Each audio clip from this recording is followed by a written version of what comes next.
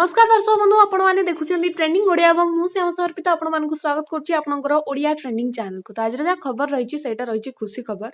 तो आमर कश्मीर जम्मू कश्मीर धारा 370 उच्छेद होगा एवं पाकिस्तान भारत पछरे पड़ी पड़ी के भाव में सर्वस्वांत हो जाती।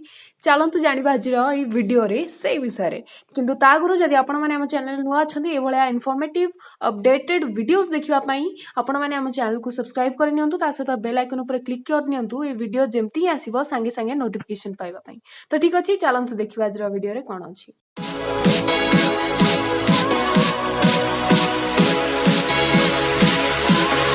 तो दर्शक बंधु भारत सरकार जम्मू कश्मीर धारा 370 उठे देवा परे पाकिस्तान रे हईचई सृष्टि हो जाथिबा कथा आपनको कान रे निश्चित भाव में पड़ी सारिबनी।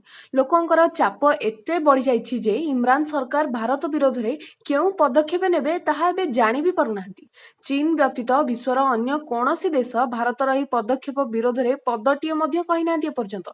सबु आडू निराशा हेबा परे पाकिस्तान एबे निजर घनिष्ठ सहयोगी चीन पाखकु जाइथिला। आज पाकिस्तान रो विदेश शाह महमूद कुरैशी बेजिंग गस्तरे जाई चीन रो नेतृवृंद को भेटी छंती। भारतर पदक्षेप को बेआईन एवं एकपाथिया बोली दर्शाई कुरैशी चीन रो समर्थन लोड़ीथिले। किंतु चीन कहिला जे उभय देशर आलोचना माध्यम रे एही समस्यार समाधान करंतु एवं शांति रक्षा करंतु। तेबे एही भली प्रसंग रे मध्यस्थता करिबा नाही बोली चीन मध्य स्पष्ट भाव रे मना कर दैछि। तो भारतर ना न नै चीन कहिछि जे जे उभय पक्ष स्थितावस्था बजाय रखंतु एवं सीमारे उत्तेजना बढ़िबार विरत रुहंतु। एहा पूर्वरु गत 6 तारिख रे चीन कहितला जे लद्दाख केंद्र शासित अंचल गठन को विरोध करी। किंतु एबे चीन रो कथा को छाडंतु पॉइंट रहिला कि पाकिस्तान एबे आखि बंद करी पागल भलिया जे भलिया काम करिछि ता परे मध्य से निजे एबे बुझी पारुथबो कि ता पछरे एबे केही नाहंती। तो दर्शक बंधु डेफिनेटली भारतवासी मानको पे एटा गोटे बहुत बड़ खुशी खबर कि जेते हाथ गोड़ पिटले मध्य एबे पाकिस्तान रो हाथ रे किछि आसीबा जाउ नै।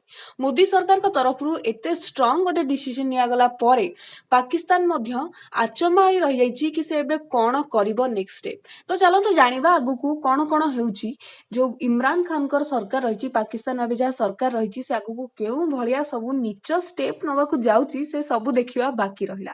तो आपण मानकु कोन लागुछि कि आगु कोन हेबा को जाउछि जेतु अगस्त 15 आसुछि बहुत जल्दी हमर स्वाधीनता दिवस आसुछि। तो चलंतु एई सब कथा भूली एबे जहा हेइछि ता ऊपर खुशी हेबा एवं ता ऊपर निजर खुशी व्यक्त करी जय हिंद जय भारत बोली कमेंट बॉक्स रे तळे कमेंट करिया। तो दर्शक बंधु निश्चित भाव रे आपण निजर मत रखंतु तळे जाई कमेंट बॉक्स रे जय हिंद बोली लिखंतु कारण बहुत जल्दी हमर इंडिपेंडेंस डे आसिया को जाउछि। सेति पई आपण समस्तक पई हैप्पी इंडिपेंडेंस डे रो मेसेज तले कमेंट बॉक्स रे रखि परिबे।